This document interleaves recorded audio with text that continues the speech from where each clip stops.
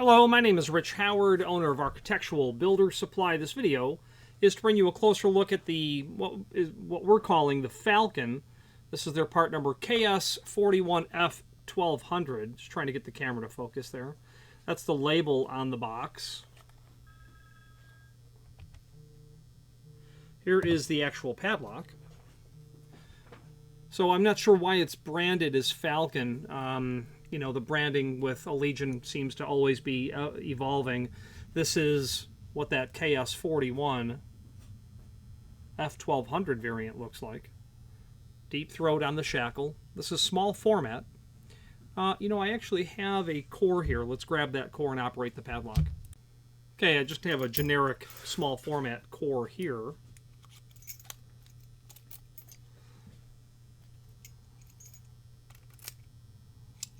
Okay. Non-key retaining. Okay, you can remove the key in either situation.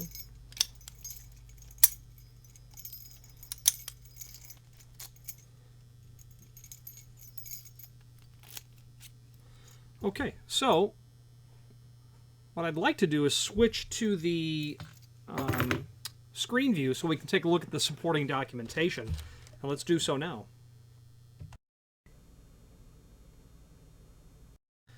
Okay, so this is the item that we're looking at, and the manufacturer's page is here.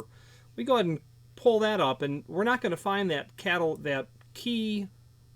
padlock in the master book at all, because it's in the Schlage catalog. So let's go to the manufacturer's page in our site. By the time you're seeing this video, this navigation may have changed. We're going to look for Schlage, Control F and then Schlage. And then let's fire up the Schlage full line catalog. And then once that comes up, we're going to perform a find function on our keyboard for the part number. Okay, so Control F and then the Ks41F1200. It shows up in the book twice. It's the same table, really, 2 times. So this is going to act as our cut sheet, this page here. Chrome-plated brass padlock. Meets or exceeds ASTM standards for standard steel shackle cutting and corrosion resistance.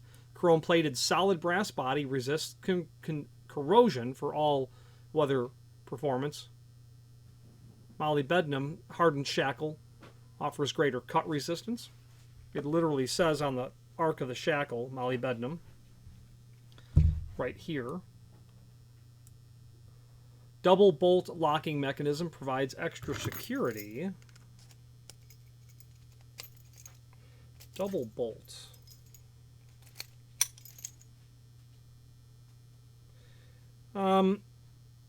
Yeah, it's like saying a steering wheel is round. I'll show you what the double bolt means. There's two ball bearings that engage the shackle, and I'll show that to you when we switch back to the screen view, or the camera view. Patented interchangeable shackle design allows for easy disassembly. Yeah, it does. You know, there's a set screw in the back of the unit, and we will dive into what that set screw looks like. This is small 7-pin. It will take 7-pin or 6-pin or 5-pin for that matter. Less cylinder. Compatible with Schlage, Falcon, Best, Master Lock, and Arrow, and every other clone of Best. So really, what we're saying is that this is small format. Best is the company, Frank Best is the company who actually invented the idea of this, of what became the small format interchangeable core platform. And then countless copies and clones of that technology. Schlage is, of course, one of them. Most notorious, I think, would be Falcon and Arrow. You know, they are very heavy in small format. Master Lock also does, you know, can do small format. Schlage is small format, as are many other manufacturers. 7-pin, meaning that it will take a 7-pin. If you are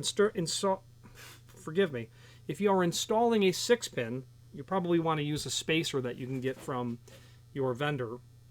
And 5-pin actually do exist. I know Best has a 5-pin small format. I've never actually seen one, but it does exist in the catalog. So we're dealing with our Ks41F1200, and this is where it's going to be shown Okay.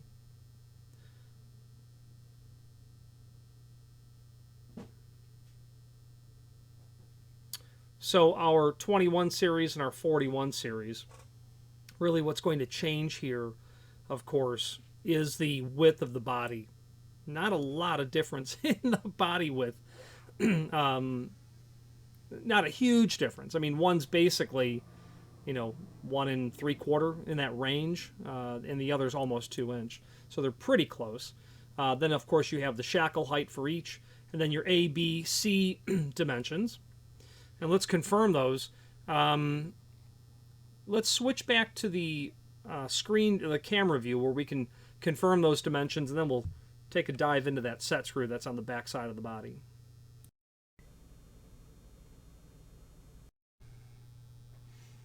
Okay, so if you still have that document up, the cut sheet, let's go over the dimensional properties. Let's go over dimensions A, B, and C on our Ks41F1200. Before we do that, the double locking refers to the fact that there's going to be a ball bearing that's going to set inside of here and here in the lock body when it is in the secured position. Meaning, not every padlock will operate this way, and I'm not an expert on every padlock. But double locking, sure, there's going to be a ball in either side of that shackle that's going to keep that engaged in place. Okay, so let's go over the dimensional properties.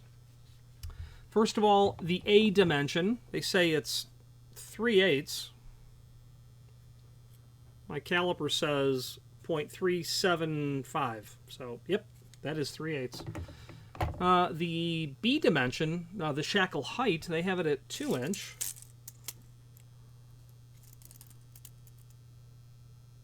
Yeah, spot on, 2 inch, maybe a little heavy on that. The C dimension, the shackle width at 3/4, right on, very good. Now the body dimensions, they have the width at 1 15/16.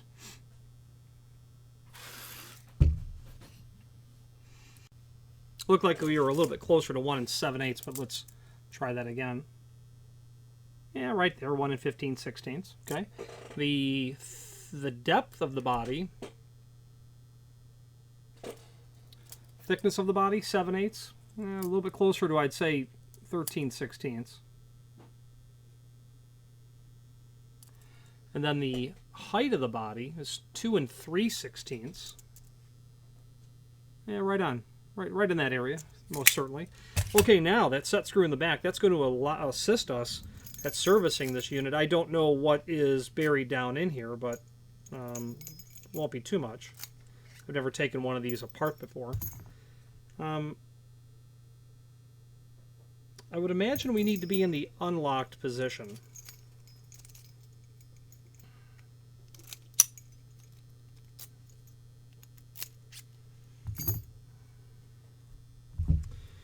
Okay, that's set screw. Because there are, I don't know where they're published, but there's likely a parts manual for these. There are serviceable parts from these units.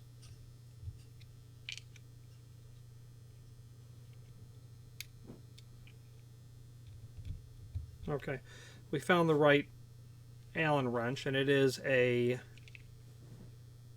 3/32 of an inch Allen size for that screw.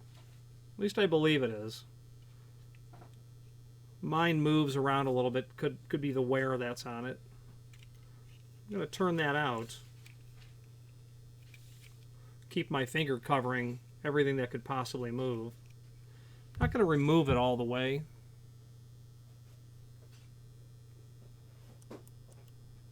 Okay, it still doesn't want to come out.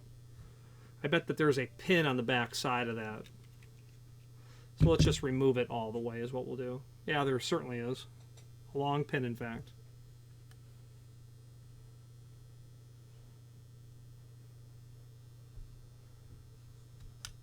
Okay. I think what happens is the ball bearing, having never taken one of these apart before, bit of a finder's journey that we're on here. So the shackle does not want to come out just yet. I think what's happening is what prevents it from just being pushed back in until it's in the lock position is that ball bearing is projecting out.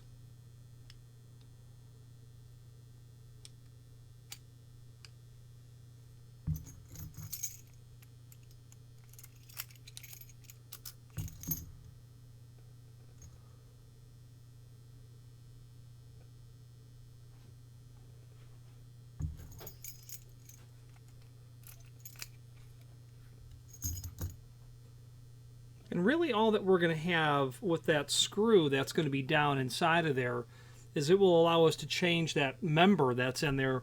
And those members, you know, obviously control the tailpiece for the small format and also probably govern the key retaining, non-retaining feature.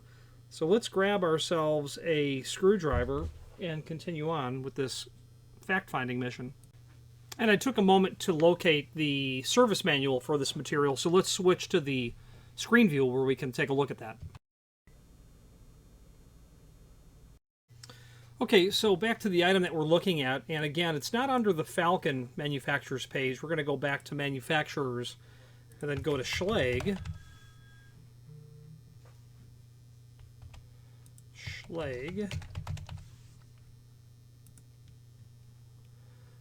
And this is on our page here under Padlock, KS Series Padlock, and locking cable instructions. So right on page, the very first page, disassembly of our small format padlocks is literally page 2. Care and maintenance, key and padlock, key and knob cable, SFIC padlock. Here we go. Insert key and rotate clockwise to open shackle. Rotate shackle to expose shackle hole. Use a number 2 Phillips screwdriver. Remove the steel retaining plate screw. Insert control key and remove the cylinder. Steel retainer plate and throw member. While holding the lock body and shackle closed, but not all the way closed, remove the locking cam with needle nose pliers. Remove shackle mounting screw. Shackle and spring shackle. Remove the 2 ball bearings. Okay, so this takes you through how to take all of that apart. And let's switch back to the screen, the camera view, and we will demonstrate that.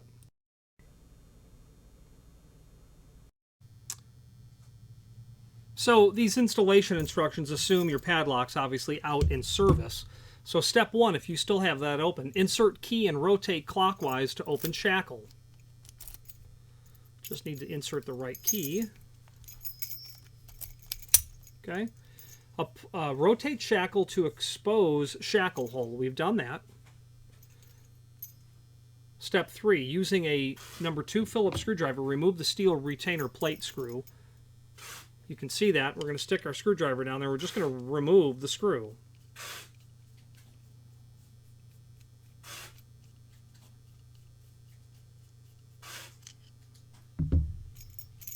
Okay, screw came out.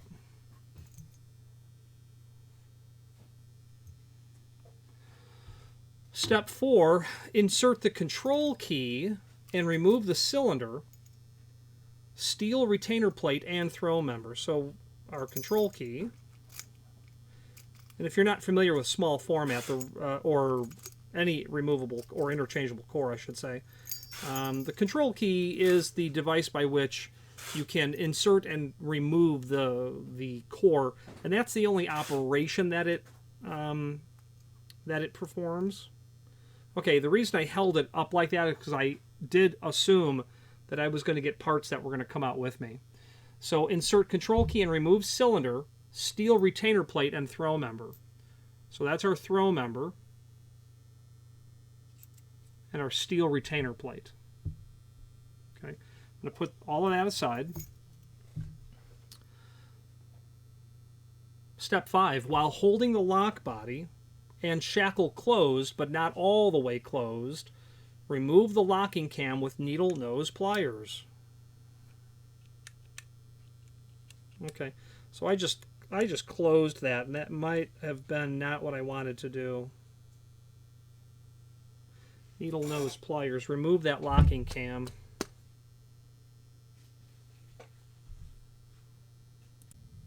And the locking cam basically just comes out, and if it doesn't just slide out, it wants you to use needle nose pliers to be able to get them back together.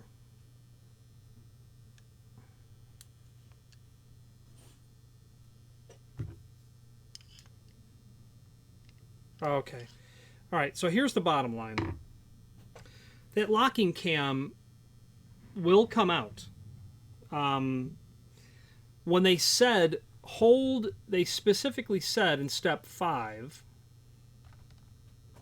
while holding the lock body and shackle closed. So right now, all the way closed, but not all the way closed. Let it come back out a little bit, maybe 1/8 of an inch or 3/16. Remove the locking cam with needle nose pliers. So I was holding it all the way closed. The locking cam was inside of there. You see the 2 ball bearings? At the tip of my finger here and at the tip of my finger here. 2 round circular dots that are in there.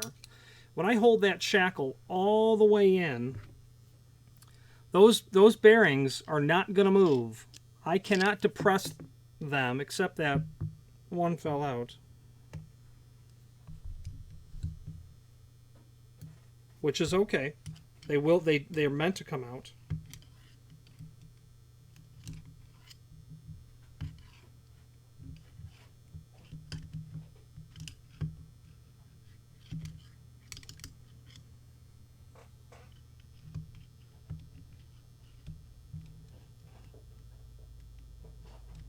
Okay, so when that shackle is pushed all the way down, you cannot push the bearings out. At least one of them you can't. The other appears that it will. No, it does not go in far enough. But when you relax the shackle a little bit, let it come out a little bit, those bearings then will go back in. I have a little bit of the tension relaxed on the shackle, and then I push the bearings in. But when I push the shackle all the way back in, which I just did, the bearings come back in or expose themselves. Now no bearings. Now I'm going to close the shackle. The bearings pop out. So that's why the shackle cannot be all the way closed. The locking cam comes out. Remove shackle mounting screw, shackle, and spring shackle. Okay, so at this point, that's where you're going to use your 5/32, I think I said. I think that's what it is. No, 3/32. At this point, that set screw will come all the way out. I'm going to hang on to my shackle. Remove shackle mounting screw.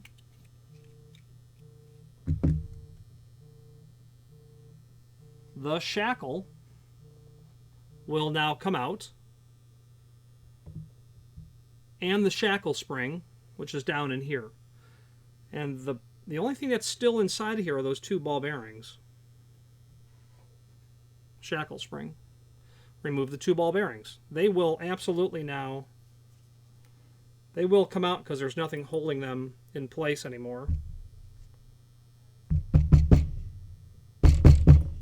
There's just, there's adhesive, there's lubricant on these quite clearly. So 2 ball bearings.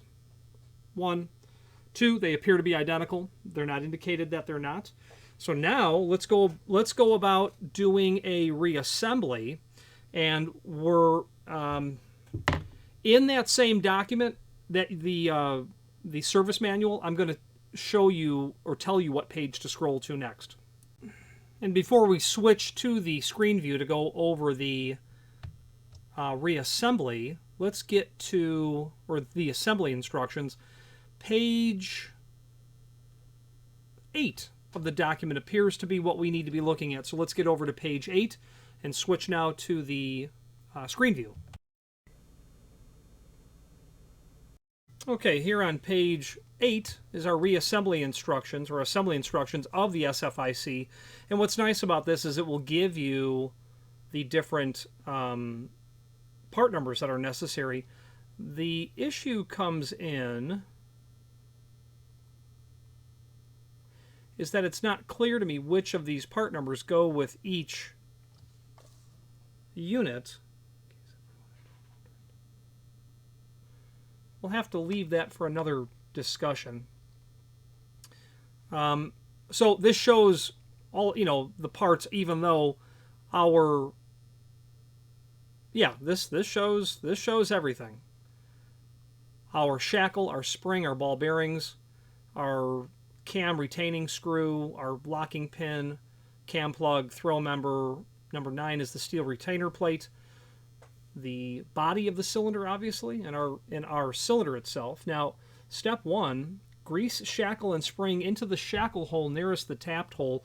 We don't have any need to do that at all. This hole here in the side, I don't believe they refer to at all, but it is there. We'll see if they do talk about that. Okay, this looks pretty easy. Insert long end of shackle on top of shackle spring and hold shackle in the closed position. So in goes the spring.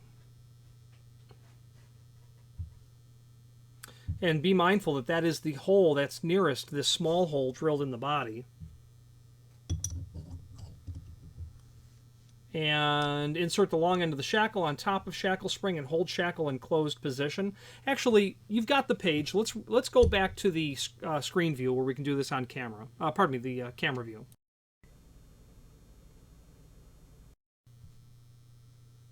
Okay, so we have our body, and what we're saying here is the hole, the tapped hole closest.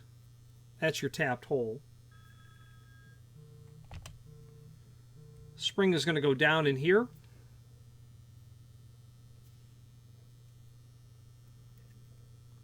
Shackle is going to go in, obviously the long end. Then they say hold it closed. In step 2, insert long end of shackle on top of shackle spring and hold shackle in closed position, which is figure 2. Step 3, while holding the shackle closed, insert shackle mounting screw in tapped hole. Okay.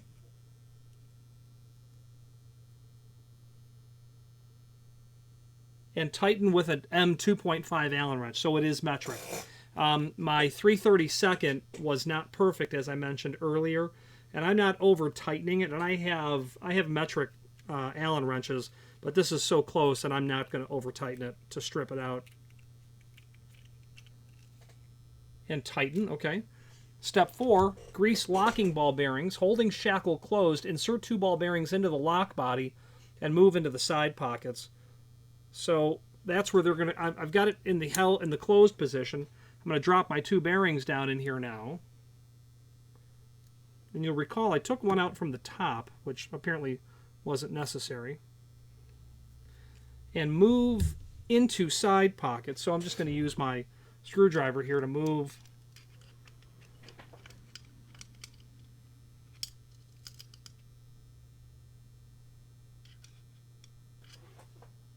Yeah, I got one in.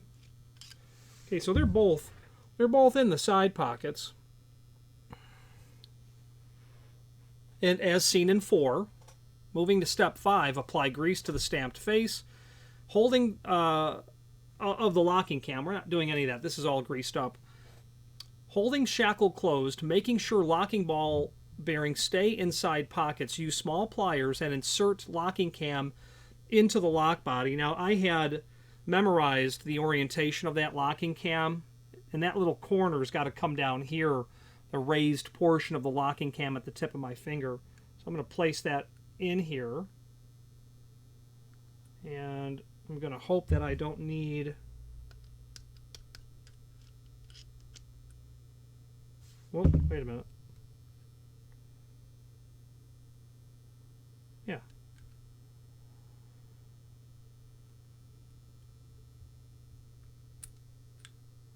Just needed to be rotated a little bit to get down in there. And I've got it placed all the way down inside of the housing.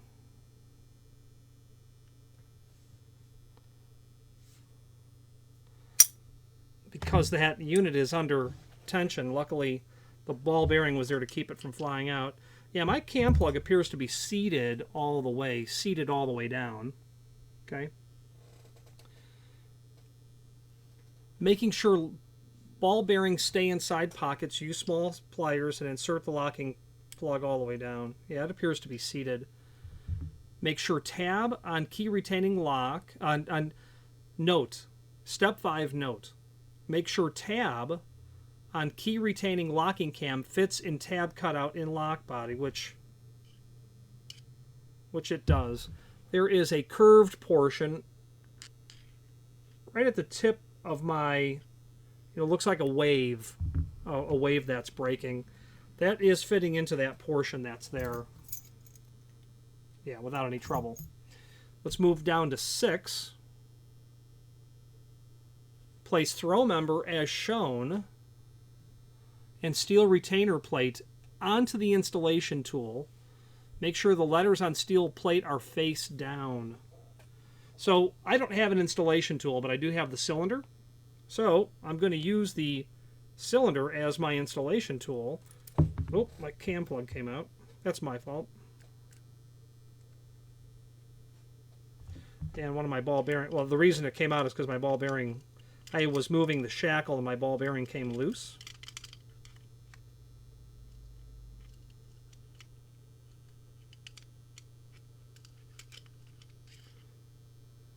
Problem is the tip of my screwdriver is marginally magnetic. Okay, now I've got that. Now they're both seated. Okay. Cam plug's going to go back in. Got that down. Now they say make sure letters on steel retainer plate are face down. So they are in the orientation of if my core is going to be my assembly tool.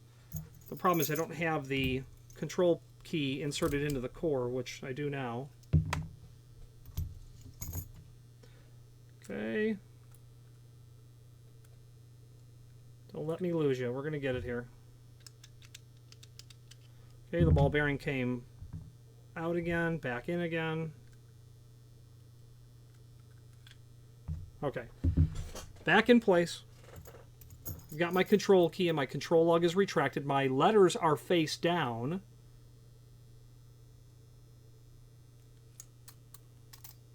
That's just all going to go back together. And what I'm hoping is that by jiggling it, I'm going to get it seated to where it needs to be. Okay, yeah. So what happened there was I literally couldn't get it in because I've got the shackle pressed all the way in. And as I let that go a little bit, the cylinder then came flush. Now, hold installation tool as shown. Drop lock over installation tool and insert into center hole of lock body. So when you drop that down, the cam plug is coming out is the problem. So I kind of did it sideways. Hold installation tool as shown. Drop lock over. Okay, moving to step 8. Now we need to unlock the lock because we have to put our screw back in. So step 8 is turn lock over and lift installation tool until alignment tab clears. Turn installation tool clockwise to unlock the shackle.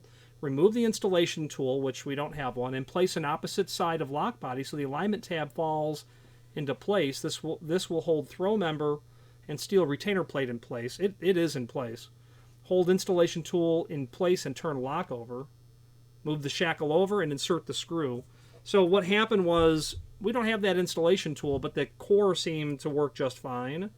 And that slight amount of magnetic tip to my screwdriver allows me to get that screw down in there.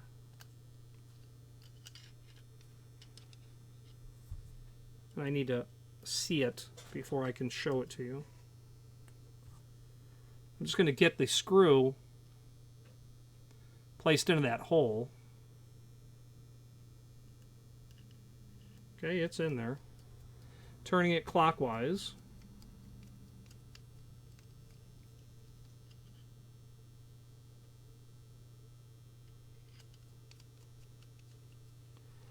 Does not appear as if we're biting into it at all. So let's remove the core and see what's happening here.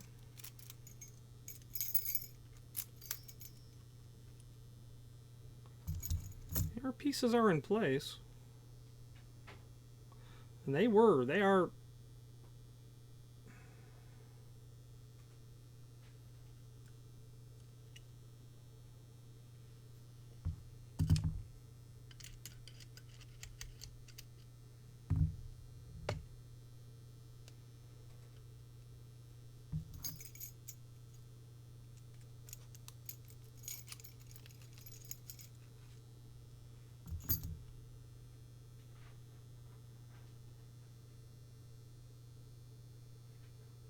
Did I have the core in there when I was trying to run the screw in?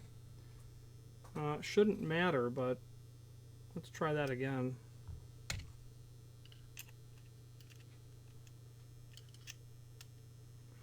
And having the assembly tool is certainly helpful because it will allow you to get your screw put into place. And what I'm needing to do is to use a tool to hold the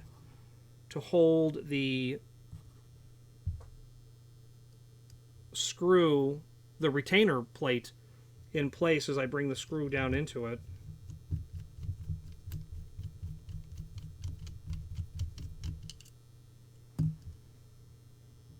Okay, let's take a look.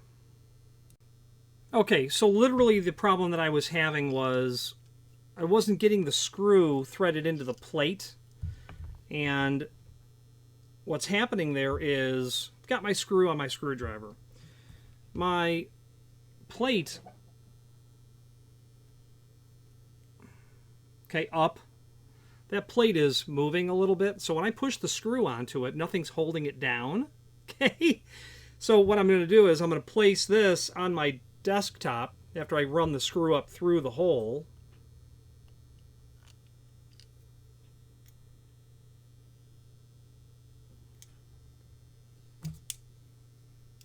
Once you understand how it works, it's not going to prove to be a thing to get it back together.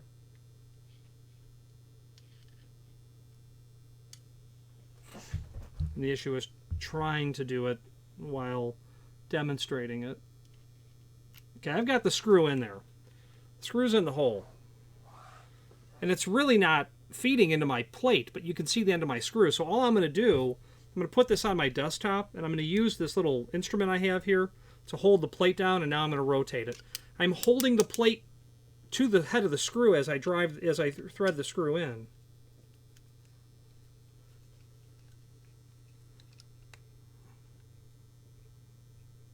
Okay, it's tight. I have no parts left, so that's a good thing. You can see the tip of the screw down there. You can see it locked in here. Okay. Let's test our operation, and it's not working the way it ought to because my ball bearings aren't where they need to be. That I know, because my throw member is not oriented correctly.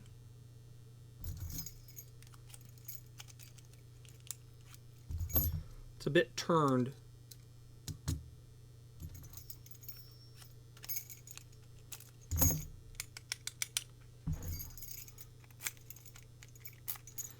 I got 3 keys on there. One's a control, one's the operating key, and the other is non-working. So what I had was, and I'm tugging on it, you know, making sure I've got it put back together correctly. My throw member was like almost 45 degree, and that was not allowing the cam plug to be in an orientation where those ball bearings are placed in such a way that it's going to retain the shackle. They need to be pushed out when you're in the lock position. If they can move, the shackle can move because those preparations in the side of the shackle need to receive the ball bearings. And if those bearings aren't being forced out, the shackle can then move because the bearings aren't tight against it. So we've taken it apart. We've made sure it works, which it does. And there you go. These were known as kryptonite once upon a time. And at some point, they were just simply phased under the Schlage branding. I don't know the history or what's behind that or why, etc. Except I would probably say that it's just because the name Schlage is such a highly marketable name. You know, the market worth what is the value of the name Schlage when it comes to a marketing perspective? You know, what is it measured in? Tens of billions of dollars, if not more. I don't know anything about that, but I'm just saying that's probably, you know, who knows kryptonite? What's kryptonite? Well, okay, I know what it's from. I know what fantasy universe it's from, but I don't know that they do padlocks. Is that what they make there on kryptonite? Or Krypton? So the rest of the information is there. You know, check. You know, we've got it reassembled, we've got it tested, and that exhausts everything in terms of the service manual, and that is also linked to down below this video. So why this is under Falcon, I really can't tell you. This is clearly a Schlage product. We've gone over it. Now that link to the Schlage page in our site will allow you to review that full service manual and then also the catalog where you can find those cut sheets. But again, they're linked to down below. Weighs about 0.98, this weighs less than a pound, just less. 0.98 pound is what this weighs. Less cylinder, you're going to need cylinders for this. We can provide you with cylinders. Keyed however you like. It's small format, so you'll have to be dealing with that. And Schlage does make a small format version, as do many people. High security manufacturers will give you small format. Garden variety, knockoff, best clones, you know, we'll give you that, like that cylinder I was using to test this with. If you have any questions on the Falcon or really the Schlage Ks41 F1200 padlock or any other Schlage Falcon product, please feel free to reach out to us. And thank you.